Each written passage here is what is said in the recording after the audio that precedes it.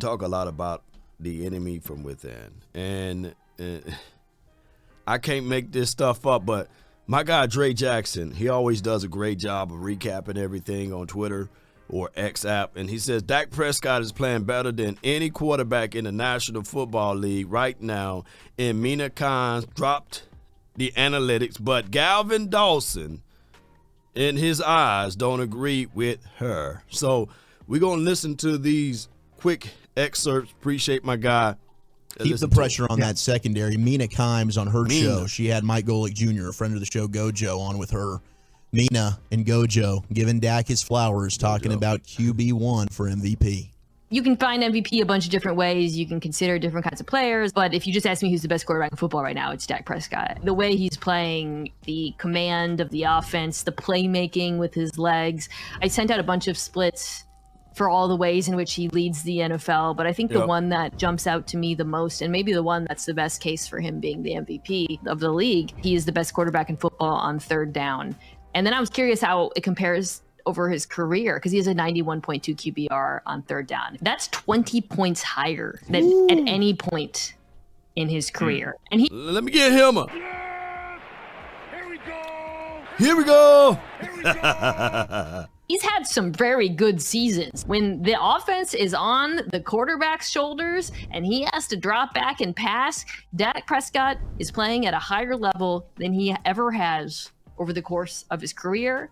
And he's playing at a higher level than anyone else in the NFL right now. Now, for Dak Prescott to be playing at that level, I get it. You can take that away and say, well, look at the levels of competition. Now, this is what we call moving the goalposts, because they don't do that for any other team but the Dallas Cowboys or for any other quarterback, because I don't remember any time in my lifespan that they say, well, you know, those are not qualifiers because the team is not valid. No, I've seen Tom Brady for many of years back in those days when Tom Brady was played against the horrible Jets, played against the horrible Miami Dolphins and the Bills. All three of those teams were just trash, y'all. And on top of that, we've seen other quarterbacks play against garbage teams, and nobody add into the fact what the win-loss records are, because 9 times out of 10, that's a fabricated stat line for your mind. Because, like, for example, the Cowboys, when we blew out the Rams, they were considered a terrible team. But they first and foremost had to play the Seattle Seahawks. They had to play the Niners. They had to play the Eagles. They had to play a slew of teams, the Bengals at that time. What you think that their record should be, right? It's quite strange now that the Rams are right above 500 or 500, you know, but that's a whole nother story or situation.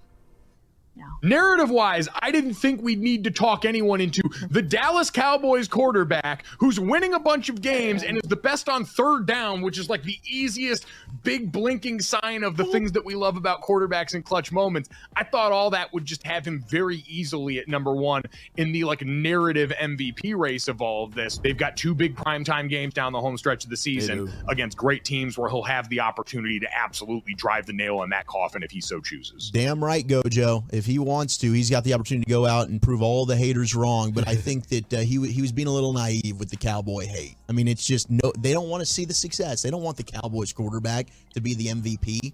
There's just a national perception of that. We don't want that. And Dak, we've seen it time and time again from these national shows getting scrutinized. And it's not even just for his play. I mean, you had the Carton show taking shots about him now having a child and being a father. We're personally attacking this man. That was weird. Trying to bring him down for things. It's really disgusting, the level that some of these national people are going. I think Carton might be on drugs. I heard Finally, not an enemy from within. Now having a child and being a father. We're personally attacking this man. That was weird. Trying to bring him down. I call it the personal attack, Dak. You know, they personally attacked that brother. Let's listen to really more. Disgusting, the level that some of these national people are going. I think Carton might be on drugs. I really do. That was weird. It was a bad take. Like his castmates were like, "What is this Craig Carton, who is one of the greatest sports radio hosts ever in the 2000s, like devolving into just weird bad takes?"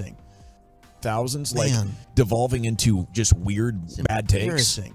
Let's see your medicine cabinet, bro.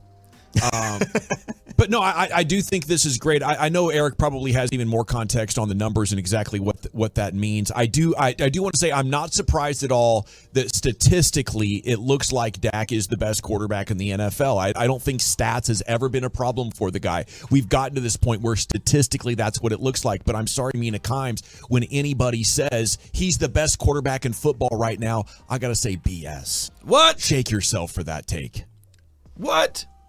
Well, I think it's I don't think she would say like, oh, he's better than Patrick Mahomes, like big picture, but like the way he's playing right now, I mean, I think he is playing at a higher level than anyone, and maybe some of that has to do with the level of competition that he's gone up against over the course of the last 5 weeks or so. But I mean, the proof is in the pudding. I mean, when you're telling me that you have an over 90 QBR on third down, holy mackerel. I mean, Carson Wentz went on a season where he led the league in third down metrics. He did, but Dak's done this now consistently throughout his career. And on top of that, with Carson Wentz, when he was doing it, not a lot of people had tape on Carson Wentz. And we can make that argument for any quarterback, right? When they first come out onto the scene, it's all about being consistent. Now, granted, when you're talking about throwing of the ball and mechanics and things like that, Carson Wentz coming out of college was one of those guys that had a natural whip to the ball. And people were saying, you put more weapons around him, let's see what he can do. But at the same time, when teams figured him out and he got bruised and battered, people fail to realize those things count as a football player too. How do you go through injuries? How do you go through the highs and the lows? It's not just about the highs. It's not just about the lows. Dak Prescott accomplished all of those small things. He did.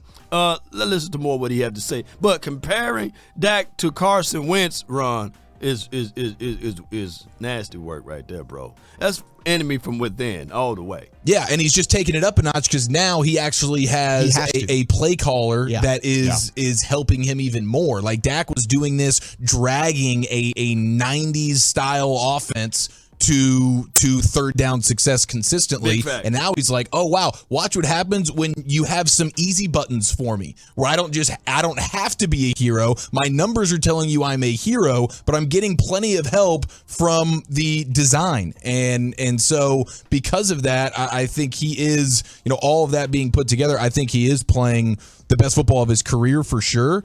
And in a year where we're trying to figure out who's the MVP, I don't think it's far-fetched to say he's playing the best football of any quarterback in the league right now. No. Pat Mahomes is trying to get to 20 points every time, and he's clawing to try and get there. And he's losing to Jordan Love by scoring like 19 points.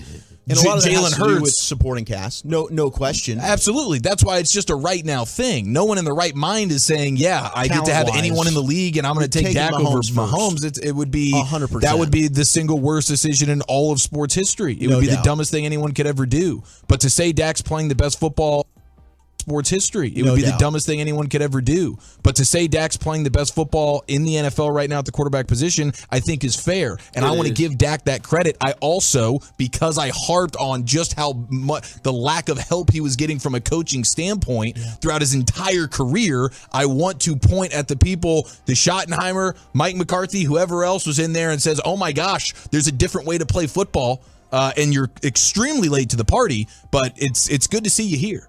Man, I'm going to say this. Coaching matters, man.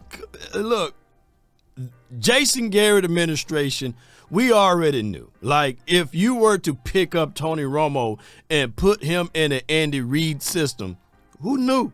Who knew what would have happened, right? If you were to make some changes and put Donovan McNabb in a doggone Jason Garrett system, I don't think that they would have been able to go to the Super Bowl with Donovan McNabb, right? Right? Come on. So it's all about the coaching do matter, right? And what I'm saying is for the first 4 years and a half, Dak Prescott had Jason Garrett here. And then when they got rid of Jason Garrett, they kept some of Jason Garrett isms here. Look at, for example, nobody's beating down the table and talking about Justin Herbert right now. Is Justin Herbert having a terrible year? No, he's not. But you can't even point to a game where, hey, you be like, man, that quarterback. Why? Because of the system that he plays in. Oh, don't you know that Justin Herbert now looking like 2021 Dak? Law, do you have any proof to that? Let me just pull him up right quick, and we can just look at my guy, Justin Herbert. So he's having a 2021 Dak Prescott type of year, but without the record even. So, and it goes down to who's calling the plays. Yes, the defense is terrible, but their offense don't marry up with their defense. Look, for right now, he got 3,041 yards, 20 touchdowns to 6 interceptions. He's having a Dak Prescott type of year, but nobody's talking about it. Why? Because look at their win-loss record. People are considering the Chargers, because they're not in a major market, of course. They're losing games that they should be able to win. Look, they lost more games by what? They lost more games by one score games than any other team in the league right now, right? So, and it goes down to coaching and the philosophy that they put out there. So if you look up Dak Prescott and you pull up 2021, he's on pace to having that type of year, and it's all brought to you by the coaching philosophy. Look, Dak Prescott, 4,449 yards, 37 touchdowns, 10 interceptions. So that is what Herb is doing over there. But it goes down to coaching, y'all. And for the life of me, so many people would like to look at only the player, and they miss the meat worrying about the potatoes. Yeah, it is. And thank Well goodness. said. And look, the Jets beat the Eagles, right? True. And Jalen Hurts is the other quarterback in that MVP conversation. So you still got to go out there and perform against the lesser teams. And at least the Cowboys and Dak have done that. So you can only play who's on your schedule, and I understand it. And the critics, that's totally fair, but you still got to go out there and do it. Just be careful when you're saying Dak's the best quarterback in football. You can say he's playing the best, although I would disagree with you. It's just how we define that. Or you could say he's being the most productive. I think that's the best way to say it. What'd you say? Being the most productive. Well, right now, he's certainly, He's it's been tough the to most find productive. anybody else that's playing at a higher level Right. than him right now. And hopefully he continues that, and we're going to certainly get the Every time opportunity Patrick to see Mahomes it. takes the field, he plays at a higher level than him.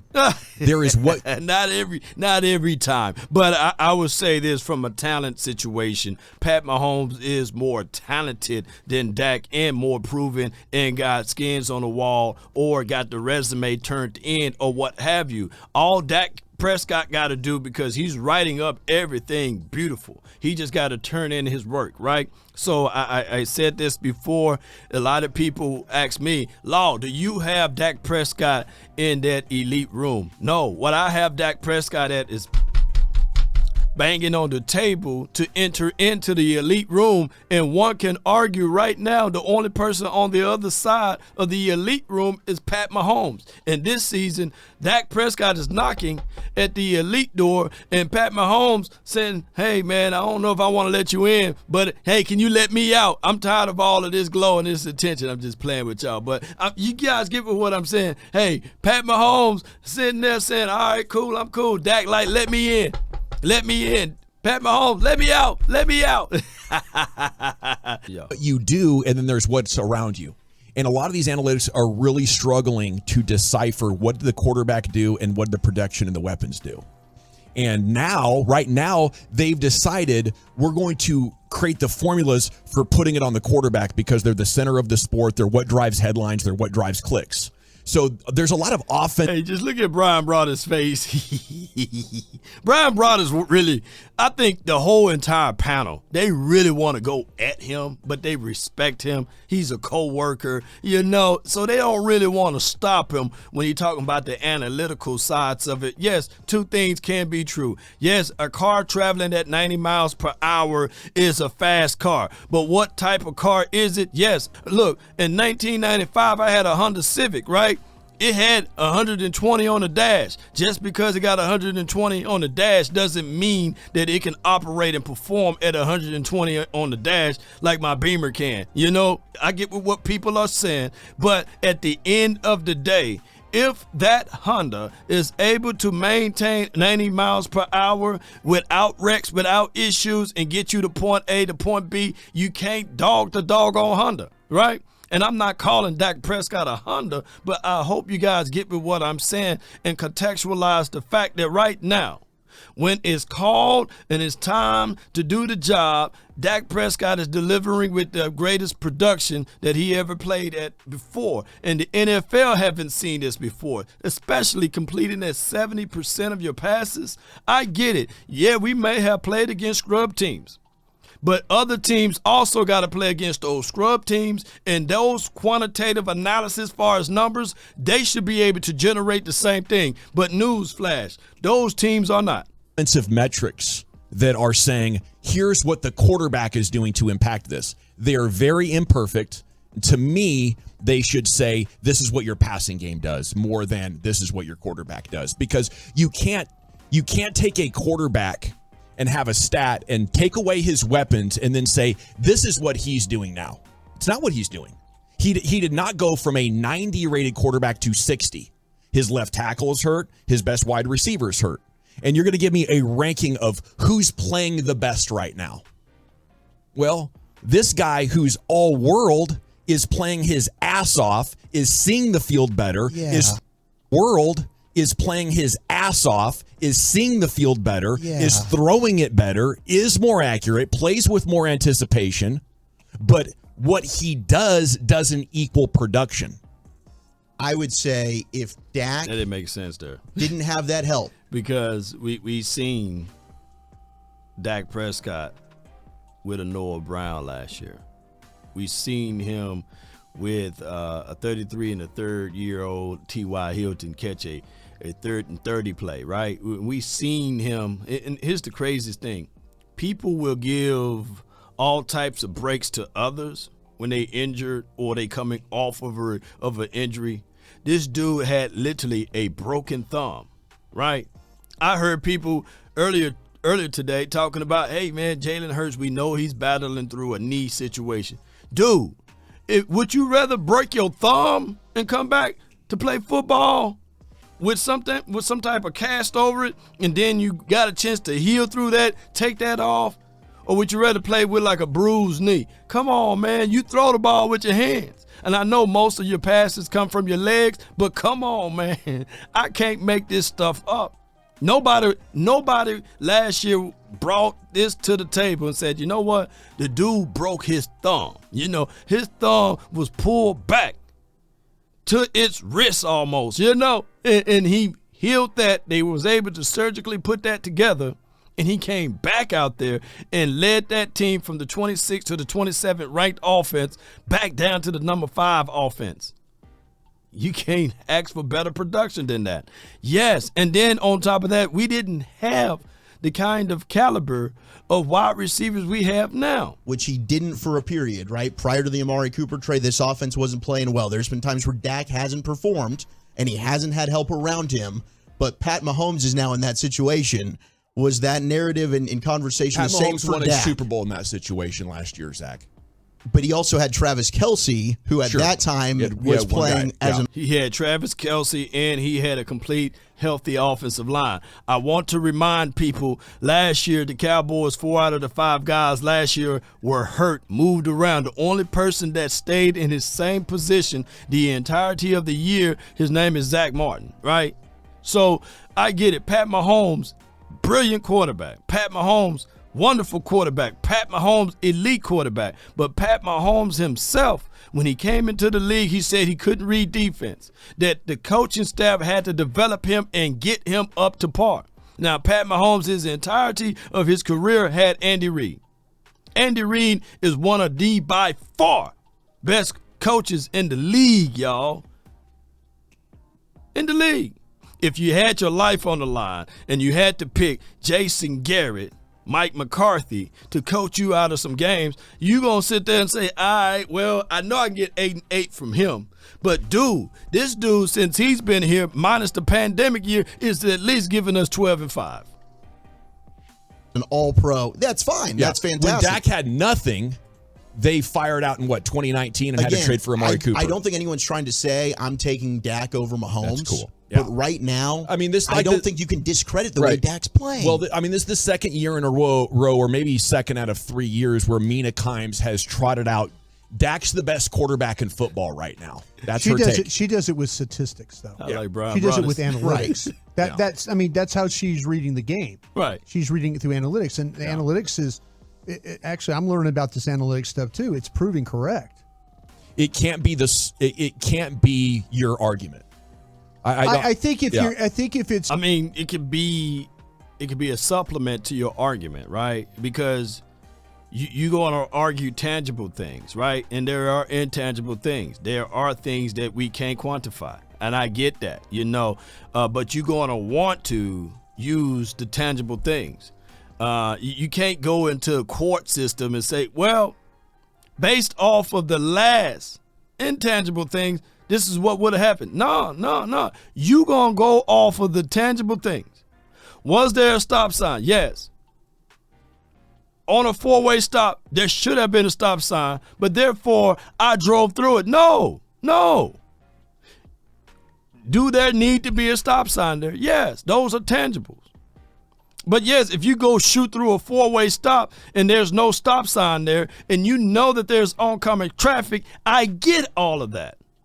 But you can't go into there and build a defense around things that should have been there or should not been there. And that is what Mina Cobb, she is only talking about, hey, down there at the four-way stop, there's actual stop signs. And this particular vehicle stops there. And it goes, and it stops there and goes. And what Gavin is saying, based off of his eyes, is that, hey, on that four-way stop, this car should have stopped, but it never did. We can't judge it off of that. No. If you're one of those folks that, that do believe in analytics, I think it's a decent argument. Okay, then say from the analytical perspective, this is where baseball was when it got into trouble with taking everything the computer said. Yeah. And they had all these ideas about how they could define the game. The Mavericks got in trouble with believing Bob Voulgaris on this. Sure. It is sport, okay? You watch it and your eyes are going to tell you a very, very important component of that no one stat absolutely can tell you. I think the most important thing for Dak is he's not turning the ball over. The most important thing for Dak is that the defenses he's playing have been terrible. But what is that? That's to me. I understand what you're saying there. But the schedule thing, you can't. You can't. Right, but that doesn't mean I have to give him credit for something he hasn't done just because he's gotten to beat bad teams. Well, that's the nature of football. I mean, were the Jets a terrible defense? We can argue and say the first part of the year, were the Giants a terrible defense? And I know those arguments could be watered down because of the fact of what our defense were able to do. But at the end of the day, those guys got star-studded players on the opposite side. Chargers loaded with defensive players. Hey, when we start to look at even the past game, the Seattle Seahawks loaded with defensive players that can make plays on the ball. The Washington team made the Eagles fight for their life. And there's nobody on this planet that would say, oh, man, that interior, man, the Bama boys, anybody can do that against those boys. Anybody can block those boys up so the quarterback can be comfortable. I mean, what are we doing here? Every team, the good thing about football is that eventually cream will rise to the top. Right? That's what it comes down to. Mahomes just won a Super Bowl. This season. I mean, you said it and Brian just said it. You can only play who's on your schedule. Sure. Okay, that's cool. True. But if you go 10-0 against bad teams, that does not force me to comply with the idea that they're contenders. That all that says is they've only beaten the bad teams. That doesn't invalidate the idea that I need to see them beat greatness to say they're great. And he's going to get that opportunity to do that, no doubt. But you can't discredit this run that he's on right now. And last week, I mean, there's a lot of good players in that Seattle secondary that he shredded last week, and that defense played terrible. He had to put the team on his back, and he did so. Yeah. I don't want to discredit him. Thanks for giving me that opportunity there. Yeah, that's all. I mean, I'm with you on. If I have a first pick in an NFL draft, I'm taking Mahomes. Yeah, I mean, and I don't think Dawson is discrediting Dak when he's saying Mahomes is still obviously better. But Mahomes is even proving he doesn't believe in it because the games they played. That's his argument. He doesn't believe because of their opponents, and that's why he doesn't believe. And you're not alone, which we is get texts. fair. I mean, it is. We get texts all the time that are saying, who have you beaten? And you're right. You're going to get to play the Eagles. You're going to get to go to Buffalo, go to Miami, right? You're going to get to play the Lions. The way the schedule fell, that's how it is. If he stinks, then he won't be playing as the best quarterback in football. But today, right now, the run that he's on, you could say that he is. And right now, that's the only argument that the Cowboys will forever hold, right? The Dolphins, no one is going to say, well, who have they played, right? They only going to go by that notion from the Cowboys, right? So I get it. I understand, Cowboys must win and win with style points. We just can't. Look, the old saying with the old regime was, hey, the Cowboys play down to the levels of the competition. Now, when we see a lower level competition team, we destroy them, and now that's a problem, right? Last year, the Cowboys, Dak Prescott threw plenty of interceptions, right? Bouncing off the phalanges of a wide receiver's hands or wide receiver running the wrong route. Dak Prescott needs to throw better. now that he's throwing better, now people are saying that in games, can he throw an interception to see if he can come back to win a game? And not knowing that before all of this hoopla with the situation, can Dak Prescott come back from wins and these sorts of things? Dak Prescott have over 16 comeback victories in his career, and I believe since entering into the league, he's like number 1 or number 3 in the National Football League. It's crazy how the goalposts continue to move, even from with the enemy from within. It's crazy, y'all. This dude have nowhere to go without being hated. And granted, I'm guaranteeing you that he probably take a sticker, Galvin, right, and put it on the bottom of his new campaign. Talking S-H-I-T. He may have to put a sticker, Galvin, on it and put it on the bottom of that. So I would say this. Let all of this hate be his vitamin. Let him dial in. If Dak Prescott is continuing to go on this terror the way he's going, then let him continue to do this, because if he's going to play like this and he got to continue to prove the naysayers wrong, then let him do it. I always look at it like this, ladies and gentlemen. Dak Prescott ultimately got to win the Super Bowl in order for people to see him for what he is, right? Because right now there will be forever someone looking at Dak Prescott like, hey, yeah, he's 2-4 in the playoff, Law. Or, hey, he haven't won the big game when it mattered the most. Hey, Law, look at this.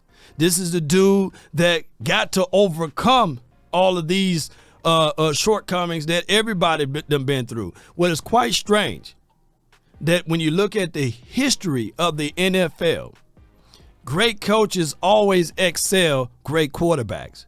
On top of that, the Cowboys fan base, a lot of people, if we go all the way back, since Barry Switzer, right?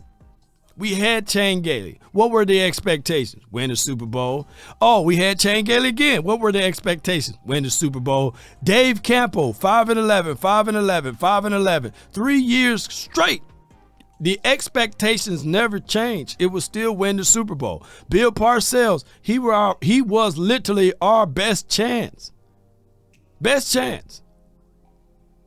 On the tail end of his situation, he won. He took Quincy Carter to the playoffs. He took an undrafted quarterback by the name of Tony Romo to the playoffs.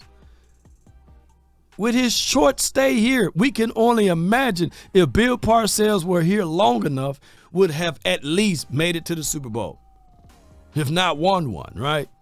But we got rid of him, brought in Wade Phillips, who really is a glorified defensive coordinator only, not really a bona fide coach, right? Didn't do anything with him and kept Jason Garrett for 13 seasons, y'all. Or collectively, he was here for 13 seasons. And the expectations were still Super Bowl. Now, here we go. We get rid of Jason Garrett finally. We keep one of his children. We keep one of his offsprings. And the expectations were still the same. With Mike McCarthy not being able to bring forth his own system, philosophy, and scheme because we were still running Jason Garrett's systems and schemes and principles. And the expectations stayed the same.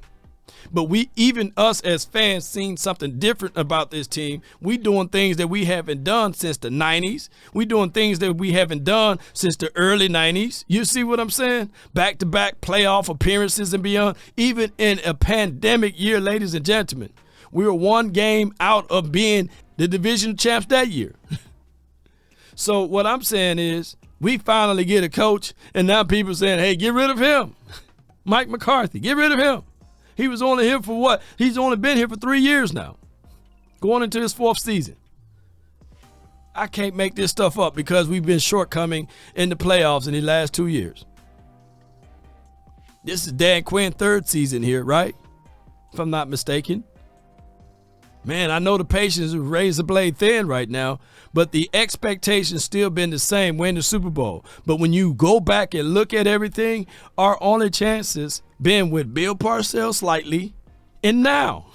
And now y'all want to get rid of it. Yeah. I think Cowboy fans or Galvin would love to have a Chan Gailey back or a Dave Campo back or a Jason Garrett back so we can look at the quarterback, whoever the new quarterback will be, and blame him for his shortcomings. I can't make this stuff up, y'all. Yeah, I think he's going to go play great over the next 4 weeks. I don't know if they're going to win 2 games or 3 games or all of them. I think he could be the MVP. But, you know, we were in a season about 7 years ago where Case Keenum looked like a top 3 MVP candidate at this point because he was on a loaded Vikings team that was running the hell out of the football. Okay? It's not who he was. He was not that great ever in his career. No. But he was in a situation that allowed him to produce statistically. What do you think? Man, Case Keenum never threw for 70 completion percentage, y'all. Case Keenum never threw for this touchdown to interception ratio, by the way. Just want to pull and point that out, you know. But Case Keenum, shout out to him. But what we can't do is dog this quarterback who's been pretty much solid for these last 8 years.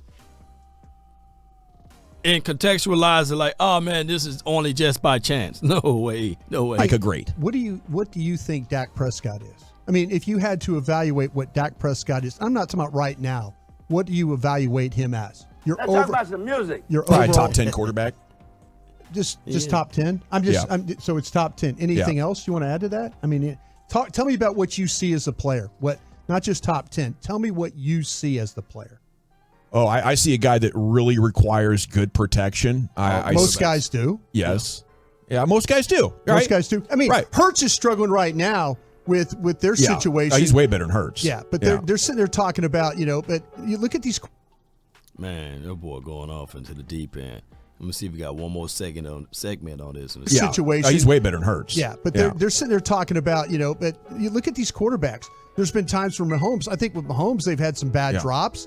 But they haven't really protected him all that well. He always seems like every time he goes back, he's running for his life. Yeah. I'm just curious of what you see as the player. Not guy that holds on to the ball. You know, guy that's gotten a lot better throwing with anticipation now that he's got routes going in that direction. That's been a big help, no question. But a guy who, against good defense and pressure, is not going to have the answers. As that water temperature gets warmer and warmer and warmer, the eyes are going to look down as the pressure comes. When it looks back up, I can't decipher and fire like a Tom Brady. He's much more Peyton Manning. Shoot, give me Peyton Manning. Diagnosing pre-snap, setting things up, and getting matchups that he can attack. Man, unpopular opinion right here, but popular to me.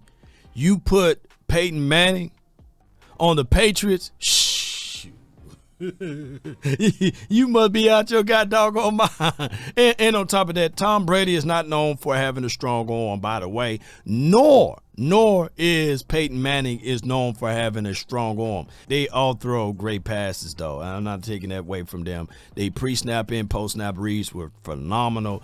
And Tom Brady, he would hit you with some drags underneath, some dagger routes, and some comebacks, some hitches, man. Yeah, he hit you up with that. But primarily throughout Tom Brady's career, they've been the top 10 defenses, and on top of that, brilliant coaching philosophy and things around him. Just go back and just look at Tom Brady teams.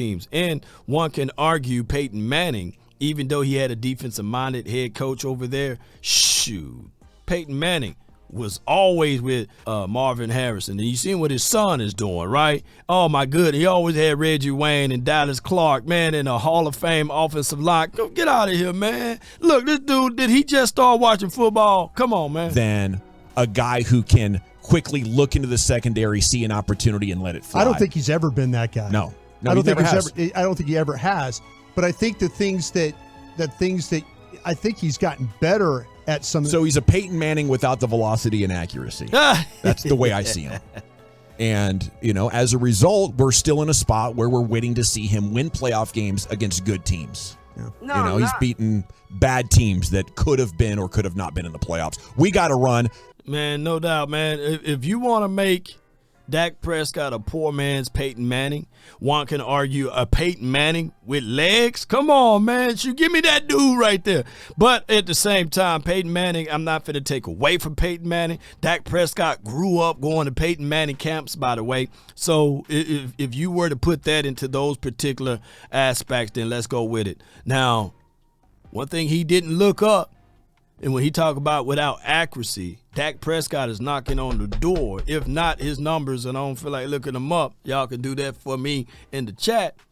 It appears that his numbers as far as completion percentage, QBR, passer rating, is right there at Peyton Manning's or above. So that's the craziest thing. And keep this in mind. Peyton Manning, I'm going to say this again. I'm prefacing my statement. Hall of Fame offensive line, Hall of Fame running back Adrian James, okay? And then on top of that, Dallas Clark, as well as Reggie Wayne and things on the outside. And my guy Marvin Harrison, the senior. So he had a wealth of opportunities on the offensive side of the coin. Yes, we can talk about the coach defense, but then he did at some point of time, had a good defense at Denver, and we seen what happened when he was able to get good defenses. So at that time, his arm was like a noodle. But, it is what it is. Cowboy Nation is always an enemy from within. It's always we got to fight amongst ourselves, and I get it. Cowboy Nation, we won't be perfect all the time, but in the reality of it, ladies and gentlemen, we just got to take one game at a time. I get it. There are people that want to see Dak Prescott fall so they can say, yeah, I'm right. I told you he's trash. I told you he sucked. I told you Dak Prescott is ASS and all of that other stuff. But look, there are also a group of fans that look at this and say objectively, yeah, let's continue to build this team. Let's continue to support this team. And at the end of the day, yes, the quarterback get all of the fame, but they do get all of the blame, and that's come with the territory. Yeah, we are a whiny bunch of fans when things don't go right, but it's still DC for life. And Dak Prescott, hey, stand tall or not at all. Hey, some people want him to be MVP, some people don't. Individual awards don't really move us like that, some people, But some people really want us to make a big run through the playoffs and get to the Super Bowl. He could be the MVP there, So let's focus, let's lock in, forget all of the outside noise, put TCB time SOB, and that stands for take care of business and stand on business. That's been my time. I really thank you all for yours. And remember, you're listening to nothing but the best. Go Cowboys.